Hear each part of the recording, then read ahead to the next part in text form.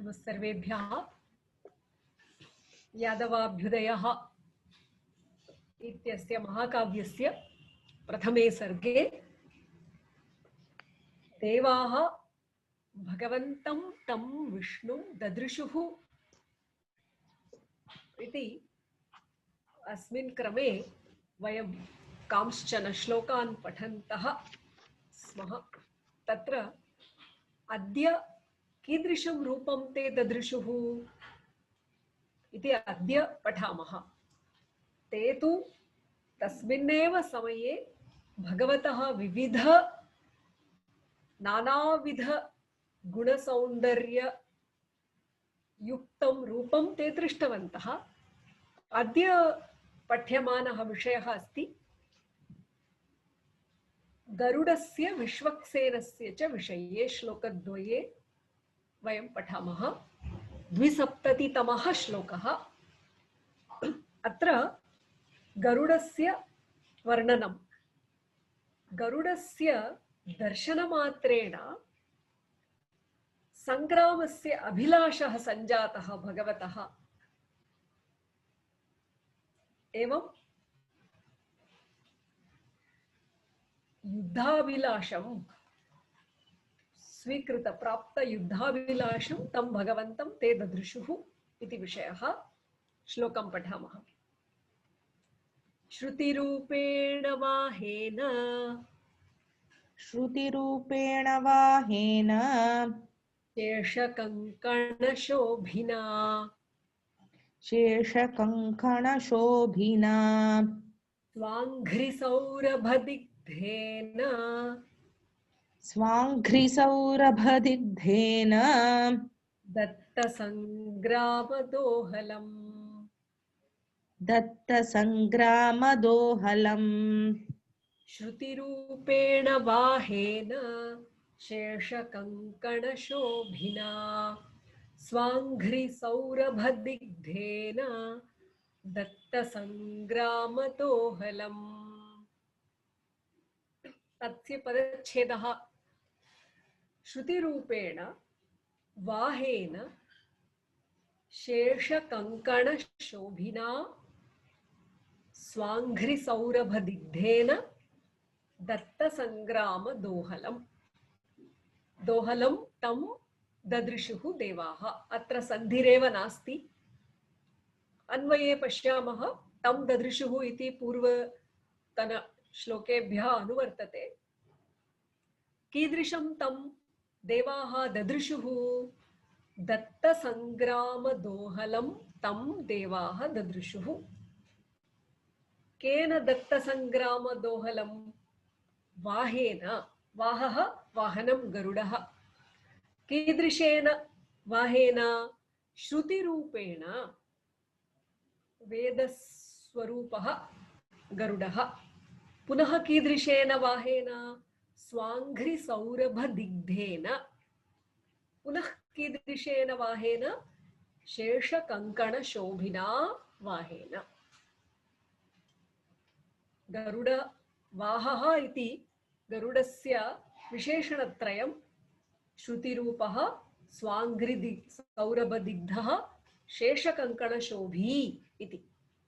अन्वयः शेषकङ्कणशोभिना स्वाङ्घ्रिसौरभदिग्धेन श्रुतिरूपेण वाहेन दत्तसङ्ग्रामदोहलं तं विष्णुं देवाः ददृशुः। प्रतिपदार्थं पश्यामः। शेषकङ्कणशोभिना। शोभिन् शब्दः। कथं शोभते? कीदृश आभरणानि गरुडस्य इति चेत् नागाः एव आभरणानि। नागाभरण इति गीतेषु वयं शृणुमः। शेषरूपेण कङ्कणेन यः शोभते तादृशेन गरुडेन। शेषकङ्कणशोभी इति गरुडस्य विशेषणम्। पुनः कीदृशेन गरुडेन? स्वाङ्घ्रिसौरभदिग्धेन। अत्र स्व नाम भगवतः। भगवतः चरण सुरभि सौरभं चरणस्पर्शमात्रेण तत् सौरभं गरुडस्य अंगे लिम्पति गरुडस्य अंगं तेन रूषितम् अस्ति तेन लिप्तम् अस्ति दिग्धम् अस्ति इति अर्थः स्मियर्ड विथ द फ्रेग्रेन्स इति अर्थः भगवत् चरण सौरभ लिप्तेन गरुडेन पुनः कीदृशेन गरुडेन श्रुतिरूपेण वेदरूपेण वेदात्मा विहगेश्वरो इति वदति यामुनाचार्यः चतुश्लोकी मध्ये वेदात्मा वेदात्मन् गरुडः वाहेन गरुडेन वाहः वहति इति वाहः वाहेन गरुडेन दत्तसंग्रामदोहलं तं ददृशुः दत्तयुद्धाभिलाषं युद्धस्य इच्छा इतोपि संजाता तादृशं भगवन्तं देवाः दृष्टवन्तः अवलोकितवन्तः इदानीं विशेषांशाः सन्ति शेषकङ्कणशोभिना इति अस्ति प्रयोगः गरुडस्य विषये शेषकङ्कणशोभी गरुडः गरुडपञ्चाशत् इति स्वामी वेदान्तदेशिकेन एव रचितः स्तोत्रग्रन्थः तत्र विविध नागानां विषये कथं ते आभरणानि भवन्ति गरुडस्य इति वर्णनं वामे वैकुण्ठशय्या फणिपतिकटको वासुकि ब्रह्मसूत्रो इति श्लोकः तत्र अहम् अत्र के नागाः कीदृशम् आभरणत्वेन गरुडम् अलङ्कुर्वन्ति इति पश्यामः तद् पठामि आदिशेषः वामकरे कटकः भवति वासुकिः सर्पः ब्रह्मसूत्रं यज्ञोपवीतं तक्षकः इति सर्पः कटिबन्धः भवति कटिसूत्रं कटिबन्धः इति मेखला इव कार्कोटकः सर्पः हारः भवति पद्मसर्पः दक्षिणकर्णे विराजते महापद्मः इति अपरः सर्पः वामकर्णे गरुडः महापद्मं धारयति चूडायां शंखपालं सर्पं धारयति गरुडः चूडा इति क्रेस्ट इति वदन्ति किल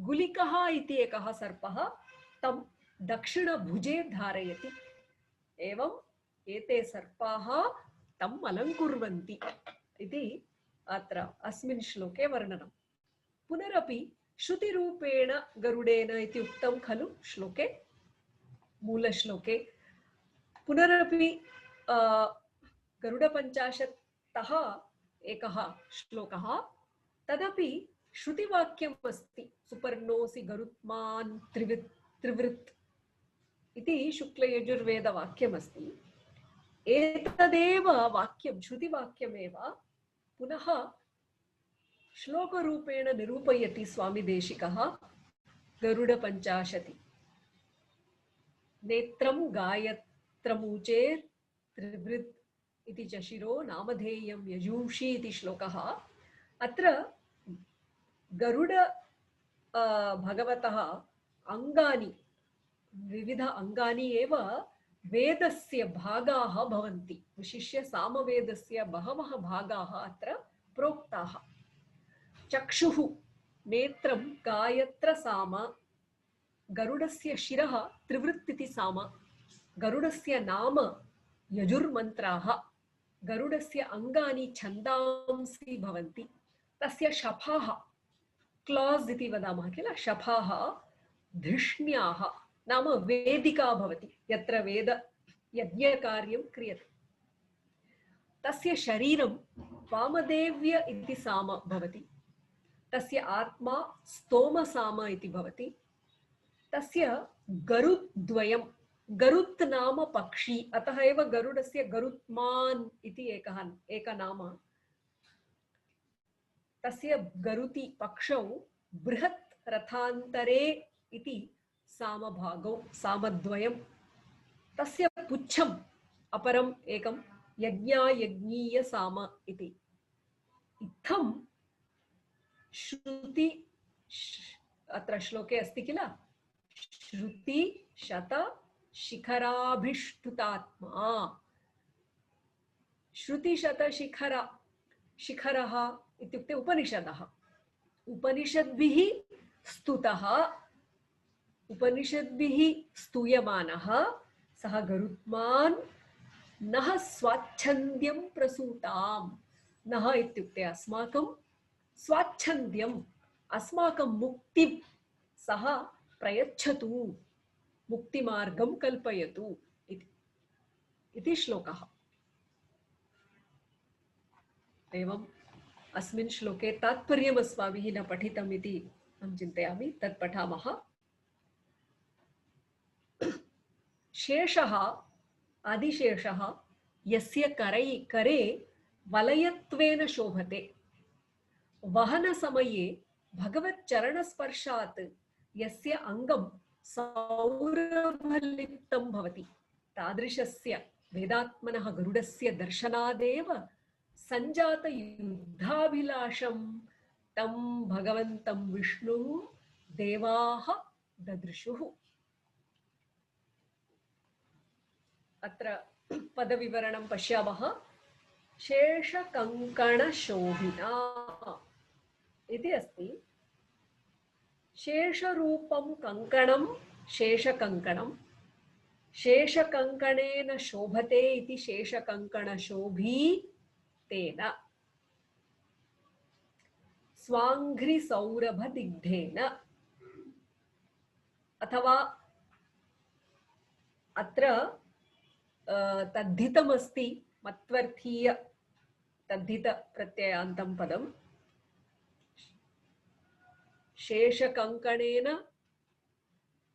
शोभा शीलम् अस्य इति शेषकङ्कणशोभी इति अपि वयं कर्तुं शक्नुमः। स्वाङ्घ्रिसौरभदिग्धेन, दिह् इति धातुः उपचये देग्धि दिग्धः दिहन्ति। देग्धि इत्युक्ते स्मियरिङ्ग्। स्वस्य अंघ्री स्वांघ्री, अंघ्री शब्दः इकारान्तः पुल्लिङ्गशब्दः, अत्र द्विवचनं। स्वांघ्र्योः सौरभं स्वांघ्रिसौरभं, स्वांघ्रिसौरभेण दिग्धः स्वांघ्रिसौरभदिग्धः तेन।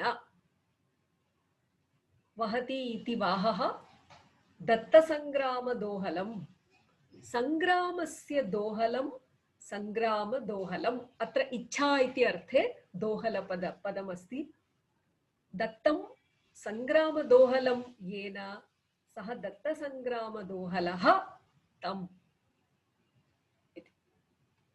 इत्थं गरुडस्य दर्शनेन सञ्जात सङ्ग्रामेच्छं भगवन्तं ते दृष्टवन्तः इति श्लोकः। श्लोकं पठित्वा अग्रे सरामः। श्रुतिरूपेण वाहेन शेषकङ्कणशोभिना स्वाङ्घ्रिसौरभदिग्धेन दत्तसङ्ग्रामदोहलम्। भगिनी, दोहलम् इत्युक्ते कः अर्थः भगिनी? दोहलः, दोहल इति पदस्य अत्र इच्छा इति अर्थः।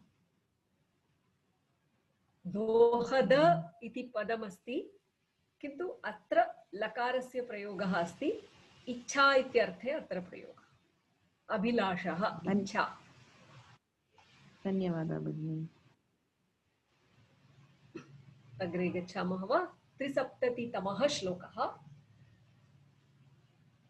पूर्वस्मिन् श्लोके गरुडस्य वर्णनम्, अस्मिन् श्लोके विश्वक्सेनस्य विषये उक्तम्।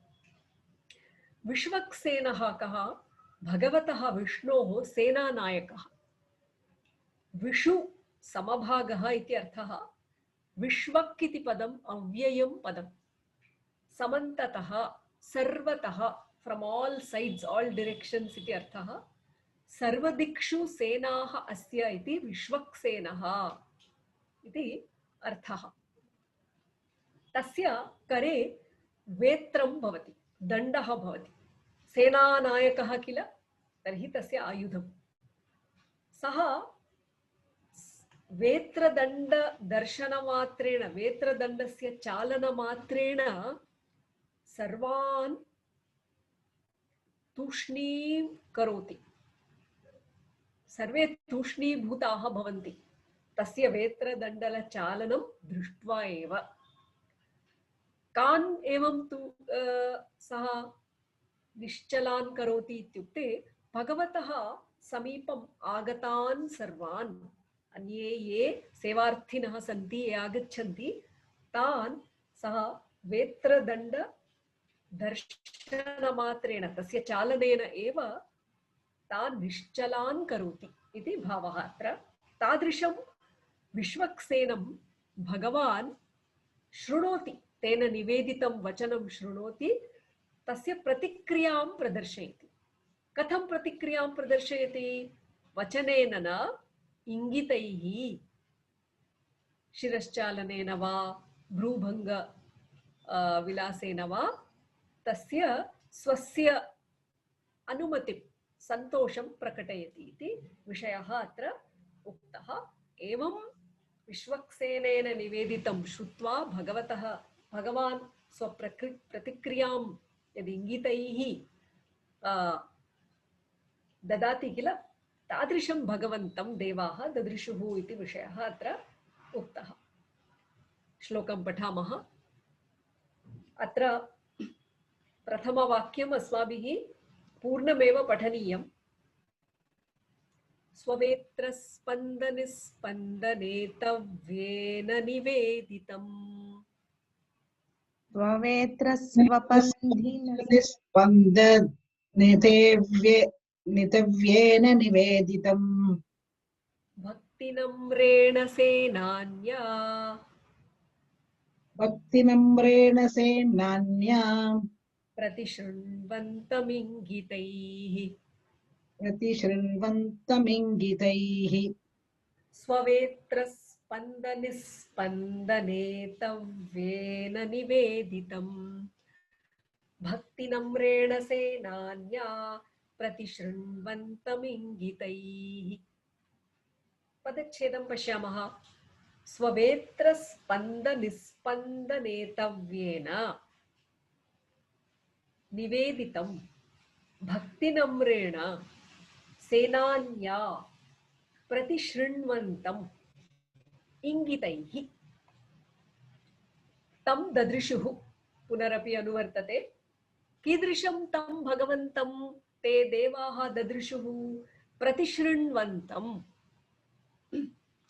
किं प्रतिशृण्वन्तं निवेदितं प्रतिशृण्वन्तम् एक्नॉलेज करोति इति वदति किल तत् प्रतिशृणोति केन निवेदितं सेनान्या विश्वक्सेनेन कीदृशेन सेनान्या भक्तिनम्रेण पुनः कीदृशेन सेनान्या स्ववेत्रस्पन्दनिस्पन्दनेतव्येन कथं प्रतिशृणोति भगवान् इंगितैः प्रतिशृणोति अन्वयवाक्यम् इत्थं भवति स्ववेत्रस्पन्दनिस्पन्दनेतव्येन भक्तिनम्रेण सेनान्या निवेदितम् इंगितैः प्रतिशृण्वन्तं तं विष्णुं भगवन्तं देवाः ददृशुः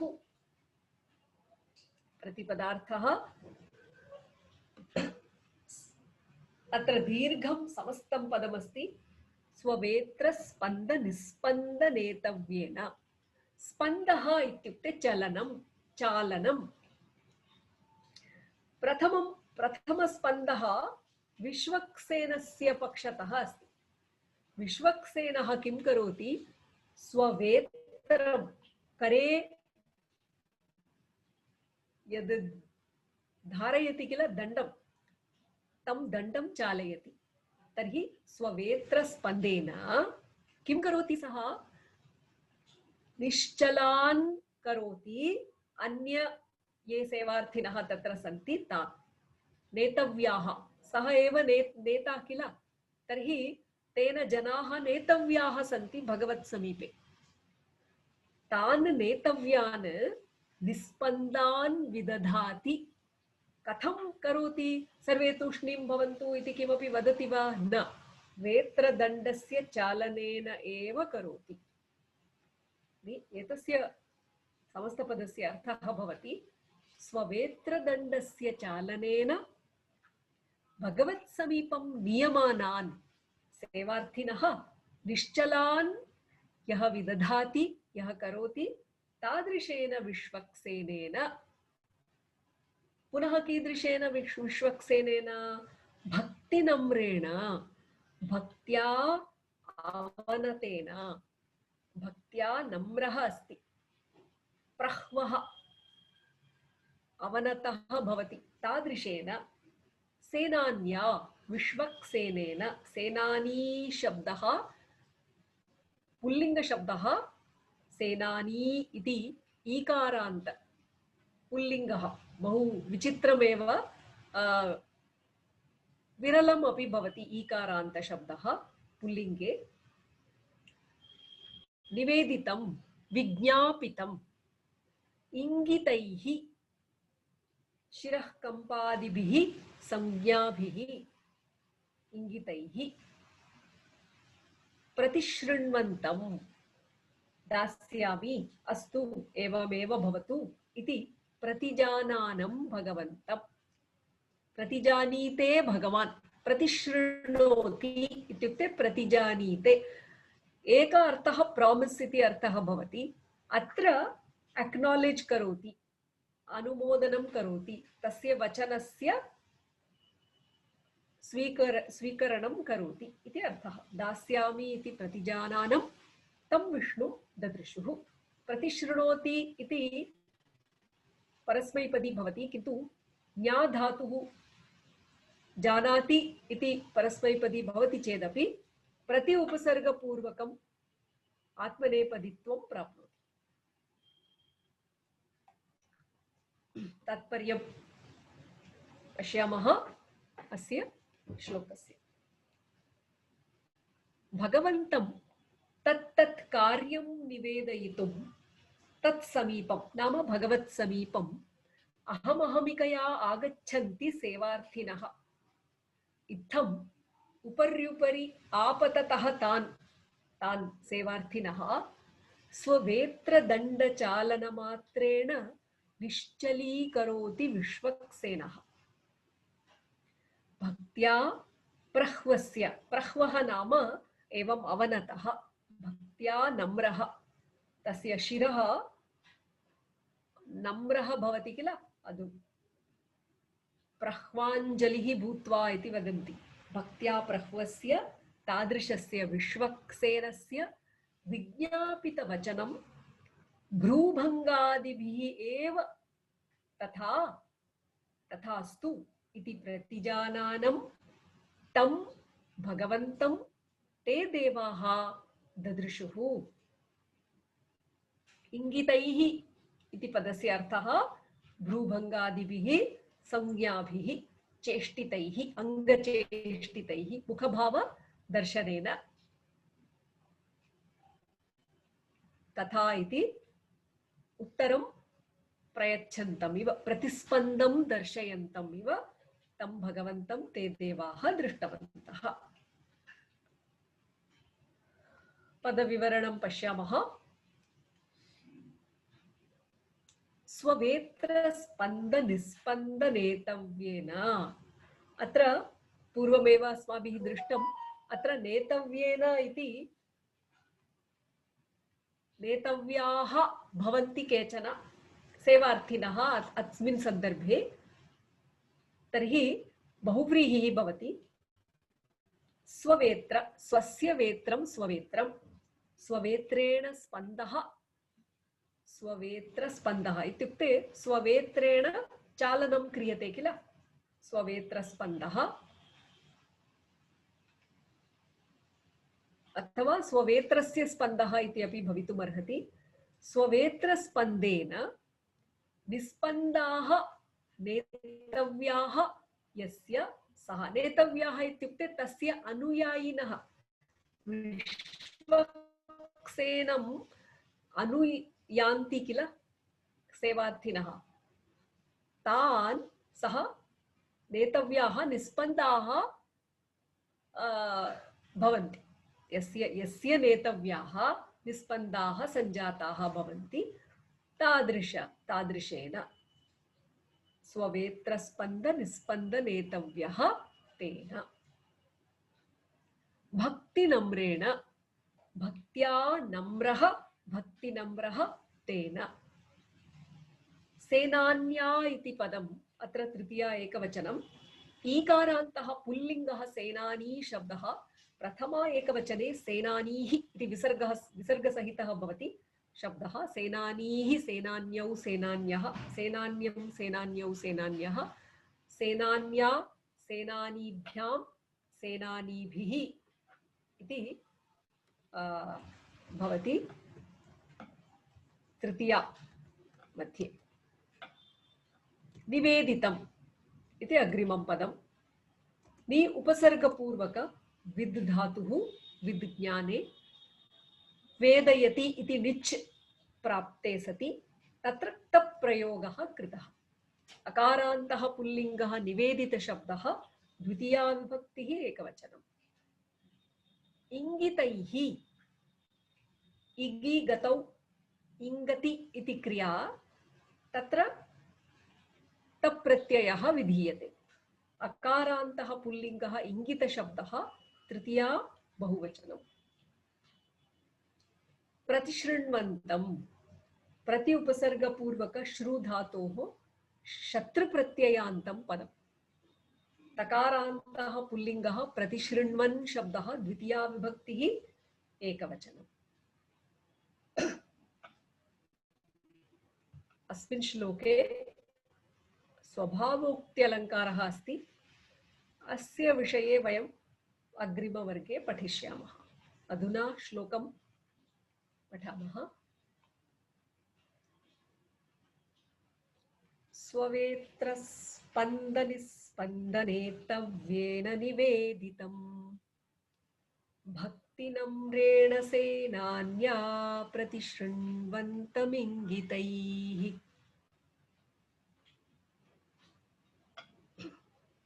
कवितार्किकसिंहाय कल्याणगुणशालिने श्रीमते वेंकटेशाय वेदान्तगुरवे नमः। सर्वे भवन्तु सुखिनः, सर्वे सन्तु निरामयाः, सर्वे भद्राणि पश्यन्तु, मा कश्चित् दुःखभाग् भवेत्। ओम शांति शांति शांति।